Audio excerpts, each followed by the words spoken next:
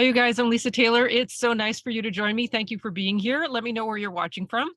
Okay, we have to be brave. And there are a lot of times, we don't feel so brave. There are a lot of times we feel like we're being overtaken by the world. And there's this really cool quote that is in a book called Unity of Good by this woman, Mary Baker Eddy, where she says, human beings are physically mortal, but spiritually immortal. And at first I went, huh? What? How can we be both at the same time? But we are. And it is all dependent on where your thought is focused. Are you focused on identifying yourself based in matter? Or are you focused on identifying yourself as a spiritual idea? There's another place in Science and Health where she talks about in proportion as matter loses to human sense all entity as man, in that proportion does man become its master. So what are we holding in thought? And we have to be really brave around this. There's a line, what is it? It's like soldiers of the cross must be brave. As soldiers of the cross, we must be brave. That's another quote from Mary Baker Eddy. So there is that tendency to fall into thinking of ourselves the way we've always thought of ourselves, in a limited way from sort of that physically mortal sense of ourselves, when the reality is we're spiritual ideas in God. We're spiritual ideas created by spirit. So we can't be material. And I know that sounds kind of weird. It's like, well, wait, if human beings are physically mortal, but spiritually immortal, we have a choice. And we're on this kind of continuum of thought. Where are we focusing? How are we identifying ourselves? If we identify ourselves as physical, mortal, material hunks of stuff, then our experience is going to follow that. And we're going to be limited by those bits of matter. If we are identifying ourselves as spiritually immortal, manifesting immortality, then we are free to express the spiritual nature of our being, and we're not hemmed in and constrained by the material sense. I can give you an example, because the other night, I just all these symptoms of flu and achiness and headache and all of this stuff just like swooped in and started tempting me to buy into that as how I was feeling and who I was.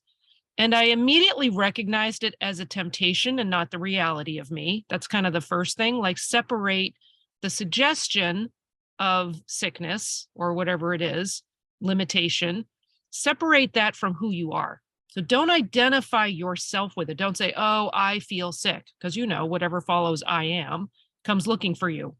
It's then that's in your experience. You don't want to do that. So you don't want to claim it as yours. See it. Okay, suggestion, temptation coming up for me. Then I kind of lean on the Lord's Prayer. I'm not tempted. The Lord does not tempt us, so it can't be from God. So then I go, okay, well, if that's what's coming up for me, what do I know to be true that counters that? And claim it. Like, that's where you get to be brave, because the easier, kind of simpler path is, oh, just call yourself sick and take a day off. It's like, no, I got to be brave here. I got to stand for what I know to be true and take a stand. So anyway, I took a stand. I took a stand very firmly in thought. There's that wonderful quote where Mrs. Eddy talks about hold thought steadfastly to the enduring, the good, and the true.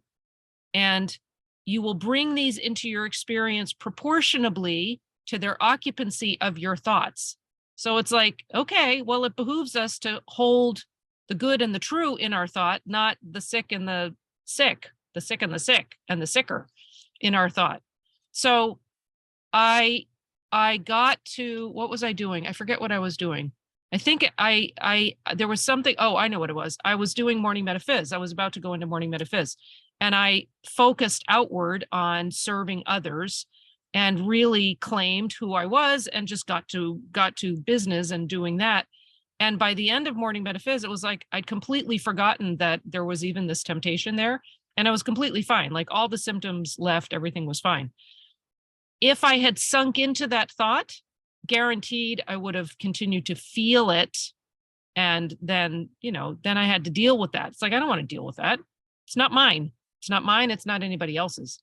So be brave in identifying yourself as a spiritual idea, immortal in nature, spiritually immortal. As human beings, we are spiritually immortal, but physically mortal. But we can claim the spiritual immortality and hold that as our identity. And then we get to experience that, because what you focus on expands, and what you hold in thought becomes your experience. This is science. This is not guesswork. It's science. That's the law. It's the law. So, okay. And if you haven't, a couple of things. If you haven't tried Morning Metaphys, go to thischoicematters.us and sign up for the free trial to see if you like it. And on Monday, I don't know exactly what time. On Monday, I'm doing a little mini free workshop, and I'll let you know about that. I'll either post it in the group or do another video and let you know. But just be on the lookout for that. There's a Monday workshop. It's going to be focused around daily practice and that kind of thing, and identifying yourself. So anyway, if you're interested, just stay tuned. Okay. Oh, and there's going to be a big announcement about new community coming out. So, all right. Lots of love. See you soon.